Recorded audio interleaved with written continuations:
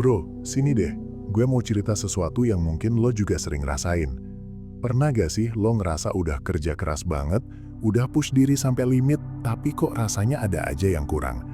Kayak kita udah kejar ini itu, punya ini itu, tapi tetap aja ada celah kosong di dalam. Sebuah hampa yang gak bisa diisi sama pencapaian eksternal. Lo lihat teman lo, atau mungkin diri lo sendiri, udah punya karir mapan, finansial lumayan, tapi kok senyumnya berat banget. Kayak ada beban yang gak kelihatan. Atau lebih parah lagi, lo udah coba segala macam strategi, baca buku motivasi, ikut seminar. Tapi hasilnya cuma sementara doang, terus balik lagi ke pola yang sama. Itu bukan karena lo kurang usaha, bro. Bukan juga karena lo kurang pintar. Ada sesuatu yang jauh lebih dalam. Sebuah settingan di alam bawah sadar kita yang sering banget kita abaikan. Dan ini bukan omongan spiritual ngawang-ngawang. Ini pure psikologi manusia yang sering banget jadi akar masalah.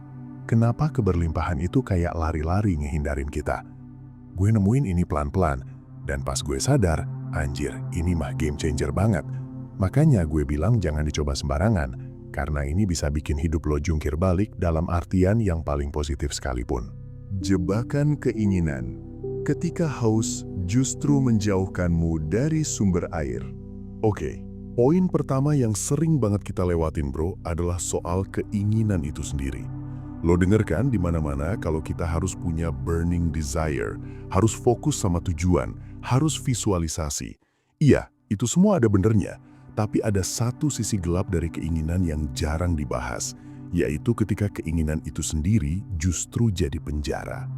Kebanyakan dari kita saat menginginkan sesuatu, entah itu uang, kekuasaan, pasangan, atau kebahagiaan, kita melakukannya dari sebuah tempat yang bernama kekurangan. Lo pengen lebih banyak duit karena lo ngerasa duit lo sekarang kurang. Lo pengen pasangan karena lo ngerasa kesepian. Lo pengen sukses karena lo ngerasa belum cukup berharga. Nah, ini dia masalahnya. Ketika lo beroperasi dari frekuensi kekurangan, lo secara nggak sadar mengirimkan sinyal ke alam semesta dan yang lebih penting ke alam bawah sadar lo sendiri bahwa lo memang kurang. Coba lo pikirin bro, gimana rasanya kalau lo terus-terusan ngerasa kurang? Lo bakal terus nyari kan, terus ngejar. Dan di setiap pengejaran itu ada energi putus asa, ada energi ketidakpuasan. Ini bukan tentang punya tujuan, ini tentang kondisi internal kita saat mengejar tujuan itu. Ketika lo terus-terusan berjuang mati-matian, lo secara nggak langsung meyakinkan diri lo sendiri bahwa lo harus berjuang keras karena lo belum punya apa-apa. Lo terjebak dalam siklus harus bekerja keras untuk mendapatkan, yang akhirnya bikin lo capek duluan. Keberlimpahan itu bukan cuma tentang punya banyak, tapi tentang merasa berkelimpahan. Dan lo nggak bisa merasa berkelimpahan kalau setiap detik lo dihabiskan untuk mengejar sesuatu yang lo yakini nggak lo punya. Ini adalah paradoks yang gila.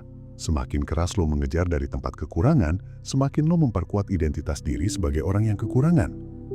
Ini kayak lo lari maraton sambil terus ngeliat ke belakang, mikir lo bakal kalah. Padahal mungkin lo udah di depan, tapi pikiran lo sendiri yang bikin lo ngerasa ketinggalan. Sinyal yang lo kirim ke diri sendiri itu jauh lebih kuat daripada visualisasi papan impian lo, bro. 2. Sumpah bawah sadar. Kenapa kita menolak apa yang paling kita inginkan? Nah, kalau poin pertama tadi tentang jebakan keinginan, yang kedua ini lebih dalam lagi, bro. Ini soal sumpah bawah sadar yang seringkali kita ucapkan tanpa kita sadari. Dan sumpah ini secara aktif menolak keberlimpahan yang sebenarnya sudah siap masuk ke hidup kita. Lo pernah nggak ngalamin? Lo udah niat banget pengen sesuatu, udah usaha maksimal, tapi pas udah di depan mata, malah kayak ada tangan tak terlihat yang narik lo mundur. Atau bahkan lo sendiri yang tanpa sadar bikin kacau semua? Ini bukan nasib buruk, bro.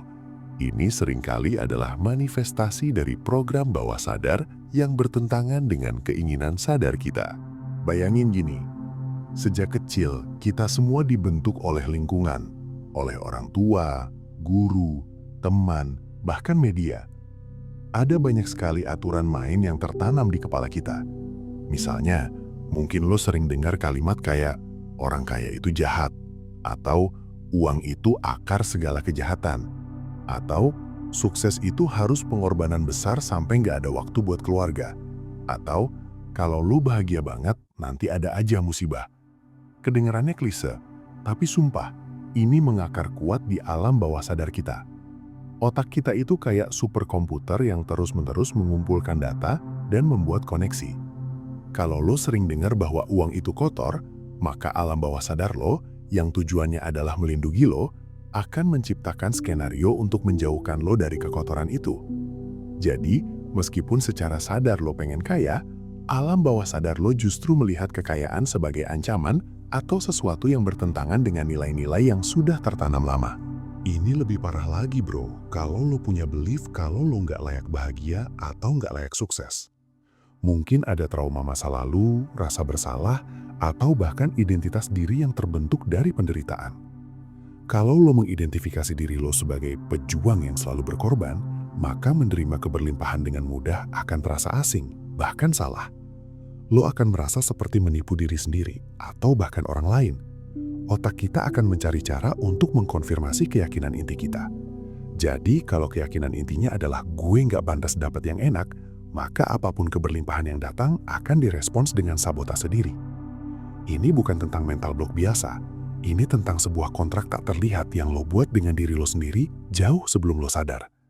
Dan sampai lo berani melihat dan merobek kontrak itu, sampai lo berani menantang sumpah yang lo ucapkan di bawah sadar, keberlimpahan itu akan selalu terasa seperti tamu yang gak diundang, atau lebih tepatnya, tamu yang selalu lo usir keluar dari pintu belakang. 3. Identitas sang pejuang. Ketika keberlimpahan justru merenggut jati dirimu. Dari jebakan keinginan dan sumpah bawah sadar, kita seringkali membangun sebuah identitas yang tanpa kita sadari justru menghambat kita, bro. Ini bukan cuma tentang apa yang lo inginkan atau apa yang lo yakini, tapi tentang siapa yang lo yakini diri lo sendiri. Banyak dari kita tumbuh besar dengan narasi bahwa hidup itu perjuangan, bahwa kita adalah para pejuang yang harus menghadapi badai, menaklukkan rintangan, dan kalau bukan karena pergulatan itu, kita nggak akan berharga. Kita sering mengidentifikasi diri sebagai sosok yang selalu berkorban demi meraih sesuatu yang diidamkan. Coba lo renungkan bro, sejak kapan lo mulai mengidentifikasi diri lo sebagai seseorang yang selalu berjuang keras? Mungkin lo bangga dengan label pekerja keras, survivor, atau orang yang pantang menyerah. Ini adalah jati diri yang kuat, dan seringkali kita mendapatkan validasi dari orang lain karena citra diri ini. Kita dibilang hebat karena sudah melewati banyak kesulitan, kita dihargai karena kegigihan kita. Tapi di balik pujian itu, ada jebakan yang licik. Ketika jati diri lo sangat terikat pada pergulatan dan kekurangan, apa yang terjadi saat perjuangan itu selesai? Apa yang terjadi kalau tiba-tiba lo mencapai kelimpahan tanpa harus mati-matian? Alam bawah sadar kita itu nggak suka kekosongan bro. Kalau sosok diri lo selama ini adalah orang yang berjuang, maka saat lo tiba-tiba nggak perlu bertarung lagi, akan ada vakum identitas yang bikin lo gelisah. Lo bakal merasa aneh, nggak nyaman, bahkan mungkin nggak layak. Ini yang seringkali bikin orang setelah mencapai puncak kesuksesan, malah merasa hampa, depresi, atau bahkan menyabotase diri sendiri. Otak lo secara default akan mencari cara untuk mengembalikan lo ke zona nyaman dari sosok diri lo yang dulu. Jadi kalau lo identik dengan perjuangan, alam bawah sadar lo akan menciptakan skenario agar lo kembali berjuang. Ini bukan cuma tentang takut sukses, tapi lebih dalam lagi, takut kehilangan esensi diri lo jika keberhasilan datang dengan mudah. Lo kehilangan alur cerita yang selama ini lo pegang erat, dan sirnanya narasi itu bisa jauh lebih menakutkan daripada kehilangan uang atau kesempatan. Ini adalah pergulatan ego yang paling fundamental, bro. Ketika keberlimpahan memaksa lo untuk mendefinisikan ulang seluruh eksistensi lo. 4. Mengubah frekuensi batin menjadi sumber, bukan pengejar. Setelah kita ngerti jebakan-jebakan tadi, pertanyaannya kan, gimana caranya kita keluar dari sana? Ini bukan cuma soal ngubah pikiran positif, bro. Ini tentang memutar ulang gelombang batin lo. Bayangin lo sebagai pemancar sinyal. Selama ini, Isyarat yang lo pancarkan mungkin adalah sinyal kekurangan, sinyal perjuangan, sinyal ketidaklayakan. Nah, kemakmuran itu bukan sesuatu yang lo kejar di luar sana. Kelimpahan itu adalah resonansi dari frekuensi internal lo sendiri.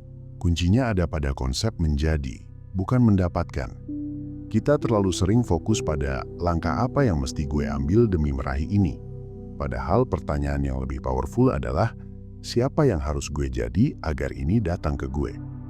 Ini bukan omongan spiritual doang bro, tapi murni neurologi. Otak kita itu sangat efisien. Dia akan mencari bukti untuk memvalidasi keadaan internal kita. Kalau lo secara internal menyelami sensasi kelimpahan, ketenangan, dan kecukupan, bahkan ketika kondisi eksternal belum sepenuhnya mencerminkan itu, lo sedang melatih otak lo untuk beroperasi dari frekuensi yang berbeda. Ini adalah tentang menipu sistem saraf lo secara positif. Daripada menunggu punya uang banyak baru merasa kaya, coba lo rasakan sensasi kaya sekarang. Bukan dengan berpura-pura, tapi dengan benar-benar menyelami perasaan itu.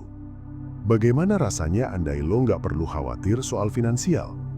Bagaimana rasanya kalau lo udah dapat semua yang lo inginkan? Ini butuh keberanian bro. Karena lo harus melepaskan keterikatan lo pada bukti eksternal. Ini bukan negasi realitas, tapi rekalibrasi internal. Saat lo berhasil mengubah gelombang batin lo dari pengejar menjadi sumber, dari orang yang terus mencari menjadi orang yang sudah memiliki, alam bawah sadar lo akan mulai mencari cara untuk memanifestasikan realitas eksternal yang cocok dengan resonansi baru ini.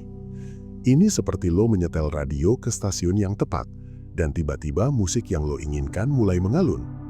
Realitas lo akan mulai menyesuaikan diri dengan lagu yang lo putar di dalam. Ini adalah cara paling fundamental untuk mengubah pola tarik-menarik hidup lo. Mengubah lo dari objek yang ditarik menjadi magnet yang menarik, bro. Jadi, setelah kita bedah semua ini, bro, jelaskan kalau keberlimpahan itu bukan sekedar soal kerja keras atau strategi pintar. Ini adalah pertarungan di medan yang lebih dalam, di alam bawah sadar lo, di identitas yang lo anut, dan di frekuensi batin yang lo pancarkan. Ini bukan jalan pintas, tapi justru jalur yang jauh lebih fundamental dan transformatif. Merobohkan tembok-tembok yang udah dibangun bertahun-tahun di dalam diri itu emang butuh keberanian dan kesabaran, bro. Lo harus berani mempertanyakan setiap asumsi tentang diri lo, setiap sumpah tak terlihat yang lo ucapkan, dan setiap identitas yang selama ini lo pakai sebagai baju zirah. Proses ini mungkin bikin lo merasa nggak nyaman, bahkan mungkin sedikit telanjang di awal, karena lo melepaskan semua pegangan lama. Tapi justru disitulah letak kebebasan sejati, kesempatan untuk membangun ulang siapa diri lo dari nol dengan fondasi yang lebih kuat dan otentik. Ini adalah undangan untuk menjadi seorang arsitek batin, bro. Bukan cuma membangun rumah di luar, tapi juga merancang ulang fondasi psikologis di dalam diri lo. Sadari bahwa alam semesta ini, atau realitas itu sendiri, selalu merespons siapa diri lo, bukan cuma apa yang lo inginkan. Ketika lo berubah di level terdalam ini, ketika lo berhasil menyelaraskan keinginan sadar dengan program bawah sadar lo, dan ketika identitas lo bergeser dari pengejar menjadi sumber, barulah kemakmuran itu akan mengalir dengan sendirinya, tanpa perlu lo kejar mati-matian. Lo nggak cuma akan punya, tapi lo akan menjadi berkelimpahan. Semoga bermanfaat dan jangan lupa subscribe ya bro.